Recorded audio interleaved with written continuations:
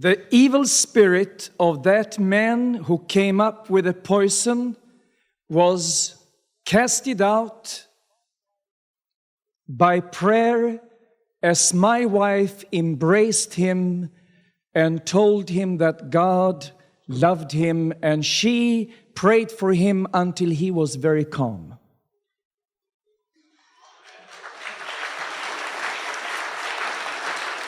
I don't think, and I will be sure that this man will not try to kill me tonight, and that's the evidence. The demon is casted out. Now, this booklet has been published by Islamic Propagation Center in Durban, where you are the president.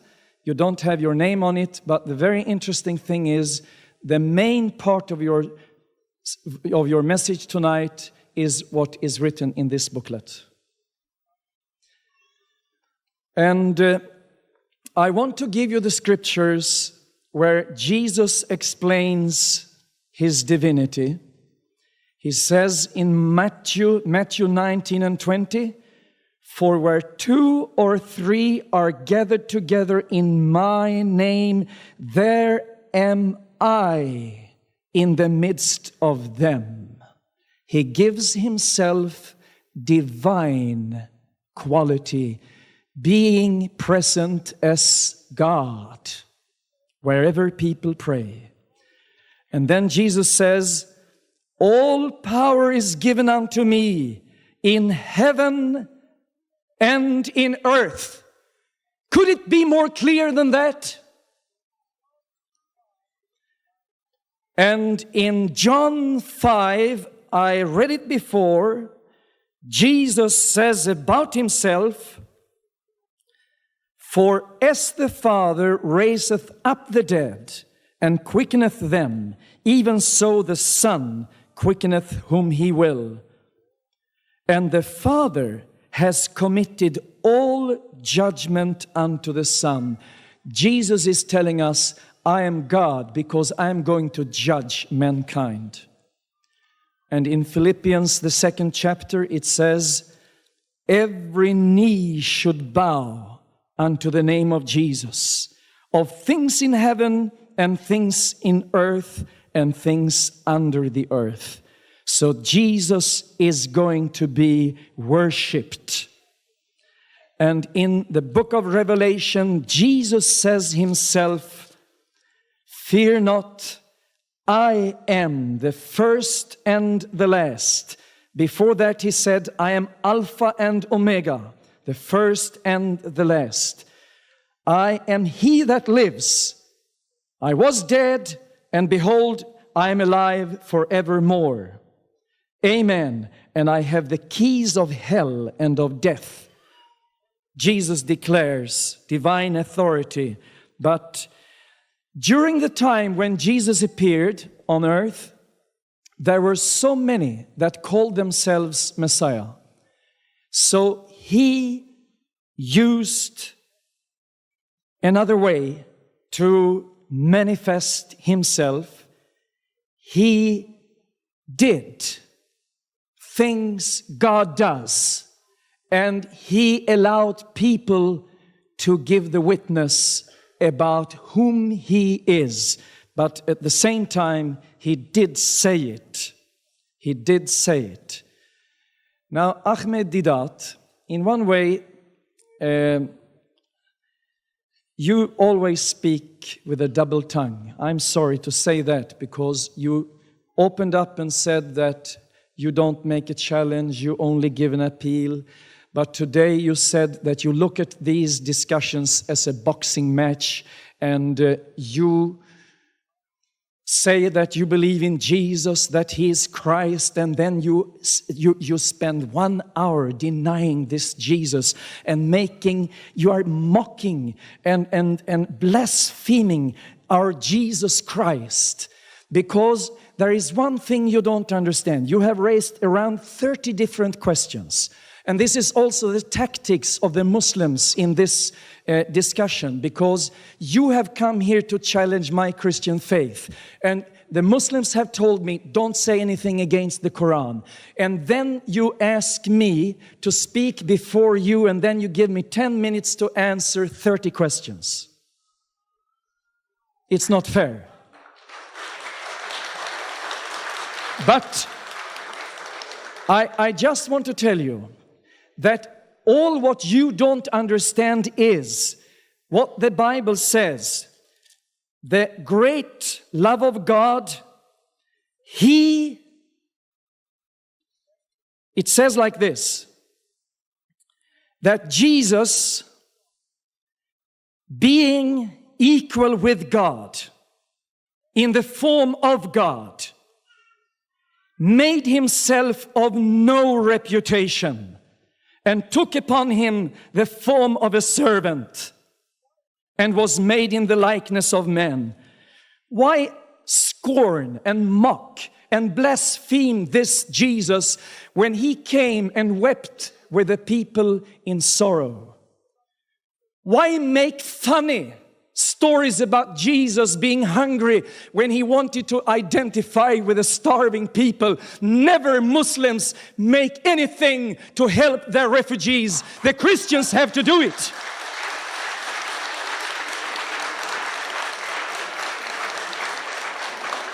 Jesus was willing to become an ordinary man, and he prayed unto his Father during that time. He felt pain. He was sleepy. That is fully right. And when he talked to the fig tree, you have not read the Bible. This is what I always say, because if you knew the Bible, you knew that Jesus, when he spoke to the fig tree, he knew that in the Old Testament, Israel always was illustrated as a fig tree, and Jesus prophesied against Israel at that time. There are explanations on every attack that you have on Christianity. And when you say that Jesus is a racist, I get upset. Because Jesus, he said, go into all the world and make all kind of people my disciples. And he explained how they should start in Jerusalem, and then in Judea, and then go further on to Samaria, and then into the whole world. And this was the strategy of Jesus. Those verses you quote, I mean, if I'm going to carry away as we did, listen here, we gave to Eritrea. When Eritrea and Ethiopia was starving, we gave 1 million kilo wheat from my church. And we sent it, listen, we sent it with a boat. But do you make a joke?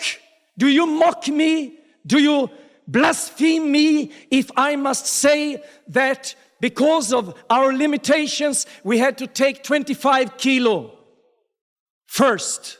And then we took 25 more, and then 100 kilo, and then 1,000 kilo.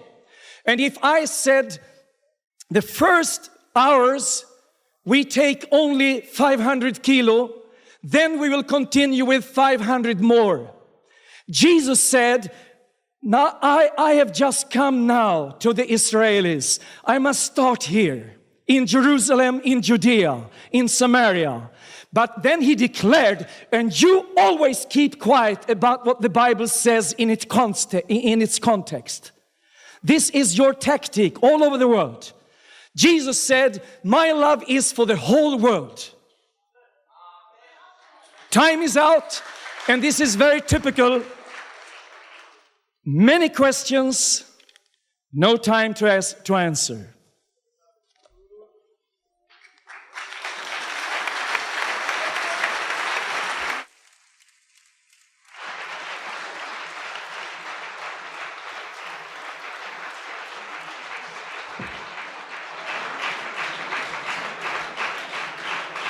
We thank you, Mr. Stanley Sjöberg and Sheikh Ahmad Deedat for their speeches. Now, ladies and gentlemen, we're going to proceed to the session where it's going to be your turn to ask questions. We have not yet told or informed about how this is going to go about, so I don't think it's any idea that you line up yet. We have to be finishing this session at 10 o'clock tonight, so we will have about 1 hour. And my co-chairman here will inform you about the rules of the question, and please listen carefully. Thank you. Who do you want the first question for? Does it matter? No, I don't think it matters. They won't be able to hear. Right. Okay. Once they have settled down. Yeah, but we haven't informed about how they should stand. You have to inform them now. No, I thought you told them. No, I didn't. Sisters and brothers, we have now come to the question time. There is a mic in front here. Could you please form a queue facing the mic? The queue can run along, round the corner to the gangway, so that it is an orderly queue. Thank you. Nice. Only this side. Yes, Honour. Now, in order for the questions to be conducted efficiently and fairly, brothers and sisters, would you please pay attention? Sisters and brothers, please pay attention. Thank you. In order for the questions to be conducted fairly and efficiently, there are certain rules that we must follow. First of all, please, will you present your question relating to the topic in hand, that is Jesus God?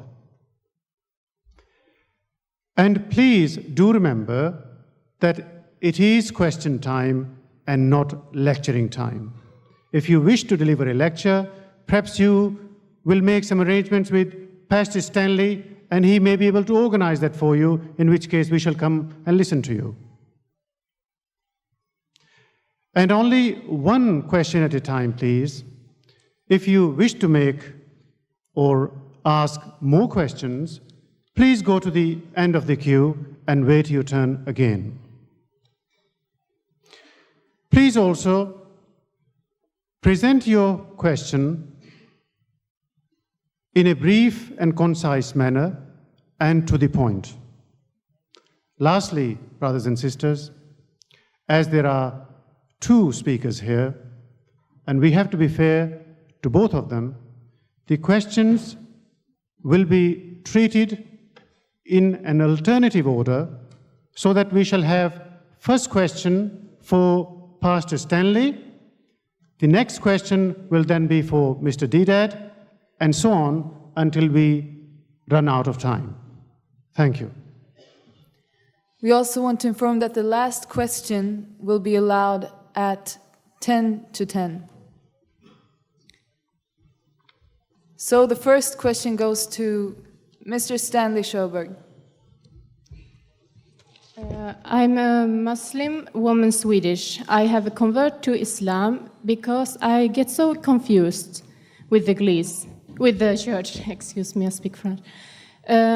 Because I always wonder if I'm going to pray to God, or if I'm going to pray to Jesus, or if I pray to Jesus before God. Or I don't understand this. This is very confusing. And I say so when I come to Islam, I have this clear for me. It's only one God, and I believe it's way. I don't want to. I believe in Jesus too, but I want to say that he was also flesh and blood, like you and me, and we are all human beings. And I hope you understand my question. I do fully understand your question.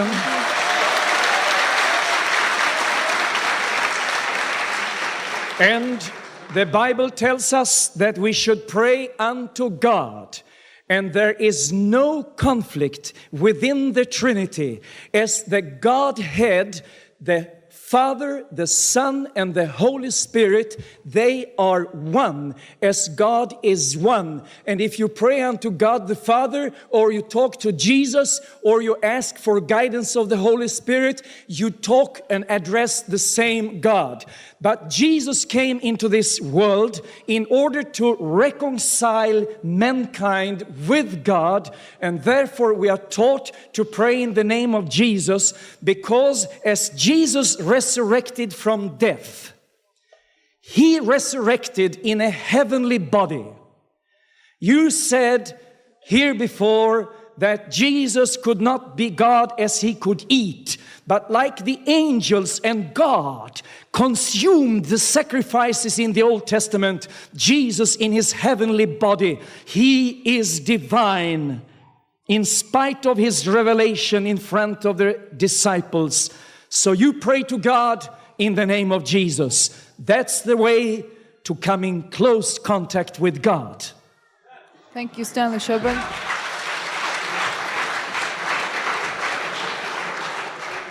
The next question will go to Mr. Ahmad Deedat.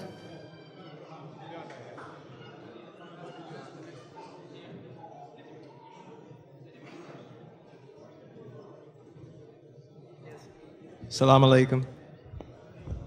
My question is to Mr. Ahmad Deedat. First of all, I'd like to thank him very much for all the help he has given me personally and to many other people like me who have embraced Islam and this used to be my church, 84, 85, this used to be my church. Now, my question is, I would like Mr. Deedat to explain a little bit more about refute more of the Trinitarian doctrine, and if possible to give us a little bit of a history of the development of that doctrine, the Trinity. We know that it was a result of a long period of theological infighting, that the divinity of Jesus Christ's holy nature was established, and that this debate actually took place in Alexandria between 316 and 323 BC in Egypt, between an African Athanasius and Arius. Athanasius' point is, if Jesus Christ is the Son of God, He must be younger than God, and since God is eternal, He cannot be God. I'd like Mr. Deedat anyway to explain a bit about this. Thank you. Thank you. Before I give any understanding on the Trinity, I must thank the Almighty. I say, Alhamdulillah, praise be to Allah for saving my neck. The pastor, he had 10 minutes and the Bible in his hand. He couldn't give what I was asking. I said, one phrase, one sentence in the Bible where Jesus says, I am God, or where He says, worship me. Thank God, he failed. And I knew that, therefore I took a chance. Otherwise I would never have taken such a chance.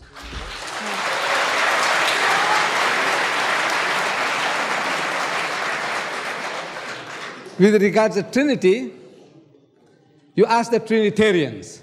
Ask the Trinitarians. They believe the Father is God, the Son is God, and the Holy Ghost is God. But they are not three gods, but one God. And they continue in their catechism that the Father is Almighty, the Son is Almighty, and the Holy Ghost is Almighty. But they are not three Almighties, but one Almighty. That's how the catechism goes. And it proceeds, the Father is a person, the Son is a person, and the Holy Ghost is a person. But they are not three persons, but one person. I'm asking the English-speaking people, because I can't speak Swedish, the English-speaking people, I said, do words, do they have any meaning in your language?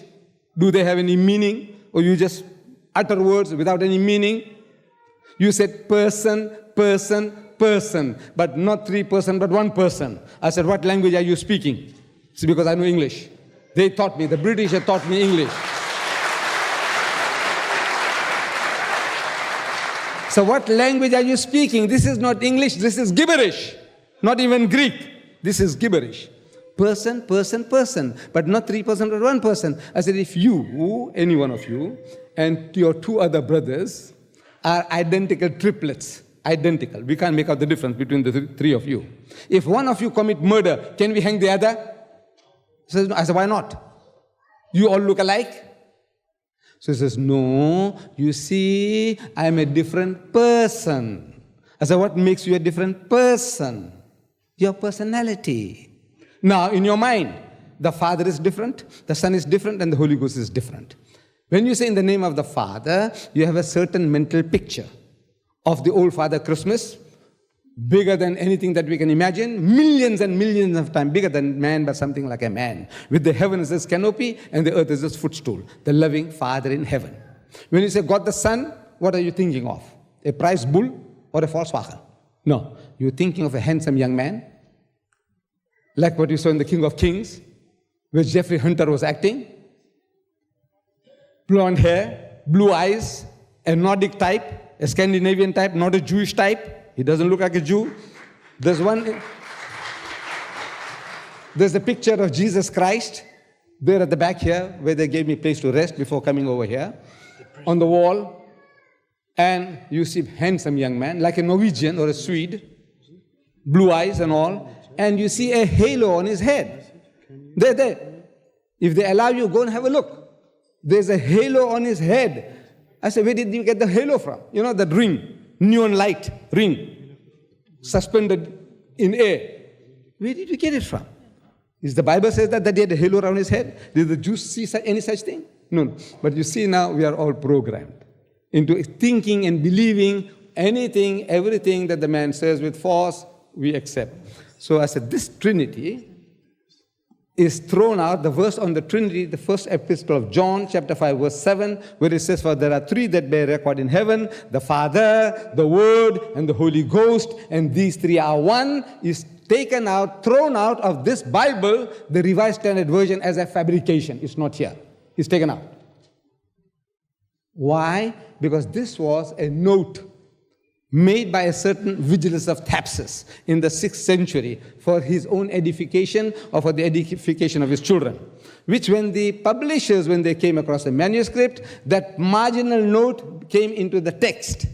It crept into the text. Now your scholars now discover that this is a fabrication, this is a note, this is not the works of John. So they took it out as a fabrication, as an interpolation. Jesus Christ, he never taught the Trinity. When he was questioned, Gospel of St. Mark, a learned man of the Jew comes and asks him, he says, Master, in the Hebrew language, Rabbi, what commandment is the first of all? And Jesus answered and said unto him, the first is, Shama Israelu Adonai Eloheinu Adonai Echad. Say, hear, O Israel, the Lord our God, the Lord is one. He repeated word for word what was given by Moses some 1300 years before, without the change of a dot. If Trinity was what he came to teach, that was the right moment to educate the guy, for there are three that bear record in heaven, the Father, the Word, and the Holy Ghost, and these three are one. He never said any such thing. He merely reminded him about what Moses had given 1300 years before. So there is no such thing as the Trinity as taught in the Bible by Jesus Christ. Leave it open for both, because they don't know. We should agree this before. Okay. Next question goes to Mr. Stanley Shepard. Stanley, I really have great respect for your concern of being maybe killed or being threatened. I do believe you, because there's a lot of so-called Muslim losing their temper. I'm sorry for them, you know. The second thing that I would love to, because you pointed yesterday, you point today again, you know, is that you saying, which with all the truth, that you helped a lot of Muslims, that you sent food to Eritrea, to Ethiopia and all things. But the problem that you don't tell, none of those countries, even they call themselves Muslim, have a Muslim government. They are government who are copy of Europe.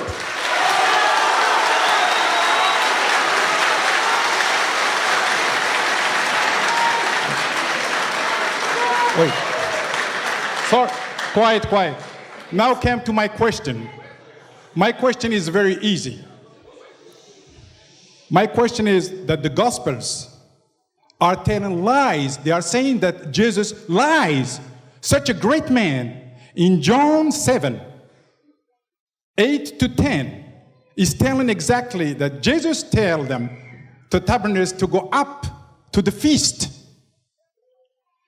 with his brother. But don't tell them I'm coming. Which verse? John 7, from 8 to 10. And he told them, don't tell them that I'm coming, or I'm going up to the feast. And then he went up again with his brother, not publicly, but in private. That's mean the gospel is saying clearly that Jesus lied. Because he told his brothers, tell them I'm not coming to the feast. Then he went up on private.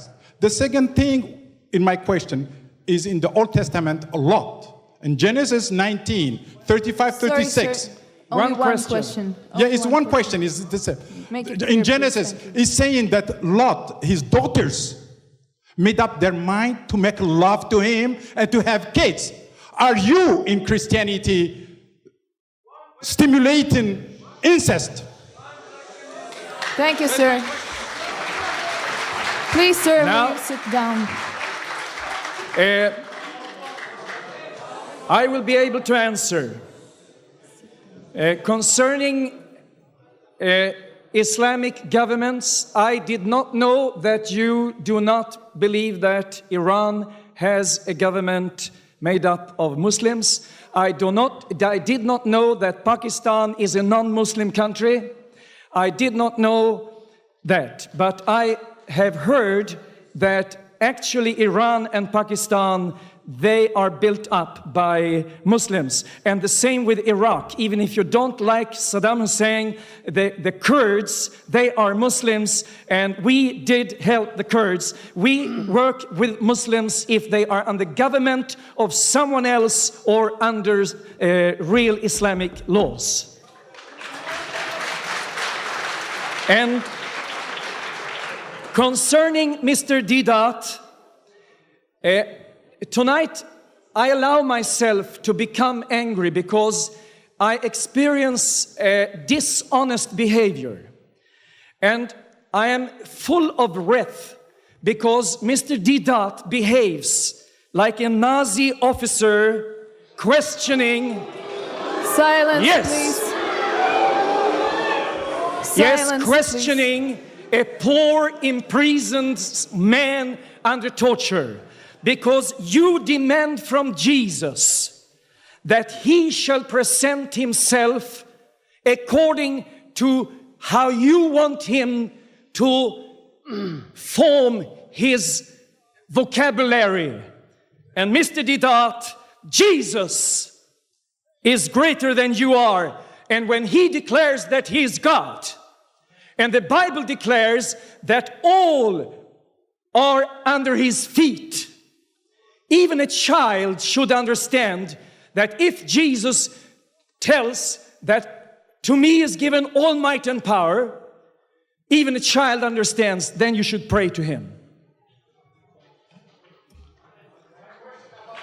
And then concerning Jesus, as you say you believe in, and all the time you want to miscredit our Jesus, and then you try to lift up someone else whom you called Jesus Christ. Now we who know the Bible, we know we must be careful in these days, because now you said that we have been waiting for Jesus to come back for 2,000 years. And I'll tell you, the Jesus you talk about and you want to lift up is not our Jesus. The Bible talks about a figure in the end time that will come and proclaim himself as Christ Messiah, but he is the Antichrist and he will have a false prophet at his side. Now, why do you say that Jesus is lying when it is written in John 7? Quoting what Jesus said himself, now go ye up unto the feast. I go not up yet unto this feast, for my time is not yet full come. So, listen, Jesus said, now you go, because I am not ready yet. I will stay at home and pray and prepare my inner spirit, because when I arrive in Jerusalem, I'll come a few days later than you. You go. I will come a few days later, And then when he came, he blessed the people as God bless people. And don't say that my Jesus is telling lies. He does not.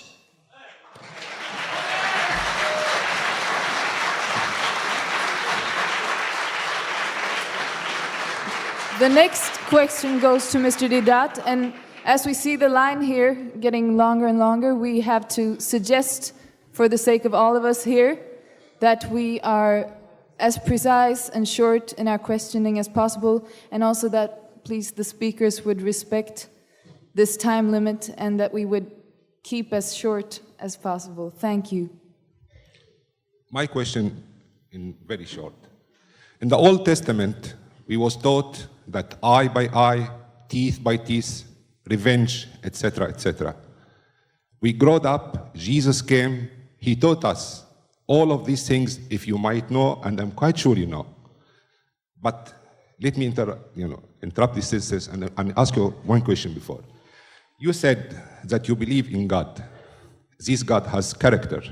He knows the future, he knows the past, he knows the present, he doesn't change his mind. Do you agree? I go on.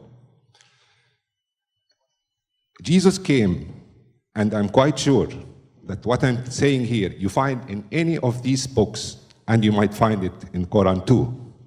Jesus came and taught us, if one slapped you on the right cheek, give him the left one. Sympathy, mercy, no violence, love, shalik.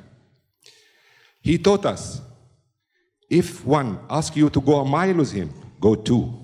If he asks you your coat, give him your dress. When he asked his disciples, Larry Younger, to go and preach in the world, he told them, go and preach my word in peace, no violence. If they accept your word, take it. If they don't take it, go and go on. Why after 600 years, the God whom you believe, and I do, how he changed his mind again? He tells me, the one who hits you, hit him again. Go and preach in my name.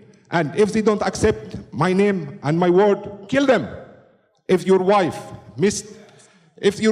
does unfaithful to you, kill her. Kill, punish, hate. Thank you, He sir. raised me up. Question. Why you take me very much down again? Sir, your question is clear. Thank you. Silence, please. Thank you. Well, here's some more hot steam. The brother said, Islam says, the teaching of Jesus was turning the other cheek. If a man takes away your coat, give him your cloak also. Agree with thine adversary quickly, Jesus said, before they take you before the magistrate and make you to part with your last farthing. But now you said God doesn't change his mind. But he had given you a law, an eye for an eye and a tooth for a tooth. You are a Christian today. From your question, I make out you are a Christian. Right. But now God changed his mind. Didn't he change his mind? First was eye for an eye and a tooth for a tooth. Now he's telling him, you resist not evil. When a man hits you on the right cheek, give him the other. He's changed his mind. He changed his mind according to your Bible. Wait a minute. And then again, God told you that whosoever puts away his wife, let him give her a bill of divorcement. But Jesus said, but I say unto you, whosoever puts away his wife, save for the cause of fornication, causes her to commit adultery. And whosoever marries her that is divorced committed adultery. He changed his mind again. And he's changing his mind continuously. But you said God doesn't change his mind. Now you will have to account, or the pastor will have to account for that, not me. When you say make allegation against the Quran says that if anybody does not accept Islam, chop off his head, kill him. Here is the Quran, and you have up to 10 o'clock to find that verse and show it to us. I'll read it for the people.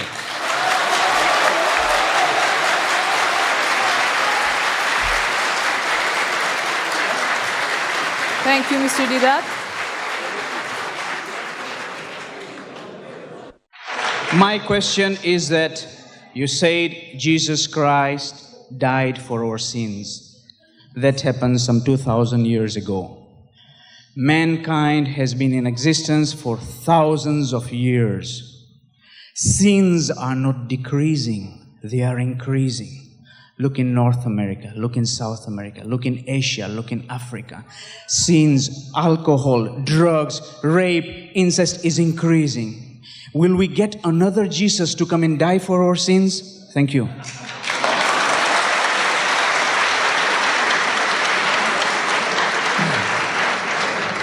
The answer is this. The answer is this. Please, silence. Thanks. When the Bible explains the battle between God and the devil, between good and evil, the Bible explains that God has a plan for salvation and restoration, but this is a difficult struggle even for God, because mankind turns its back toward God time after time. Now, what Jesus did when He died at the cross, He gave us all, for all generations, a possibility to receive forgiveness as we repent.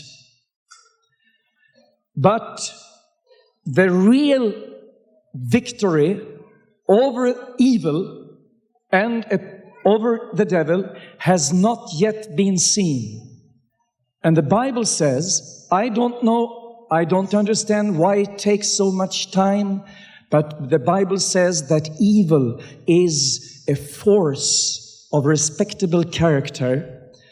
And these evil powers, they are stronger because so many turn their back toward God. We don't need another Jesus to take our sin and guilt. There is forgiveness in the very moment we repent.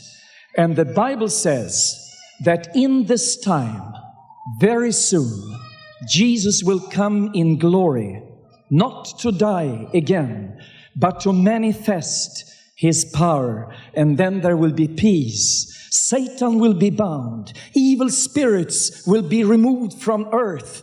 And God will be sovereign. That's the answer from the Bible. And we pray for that. And I wish we all could work in that direction. Thank you.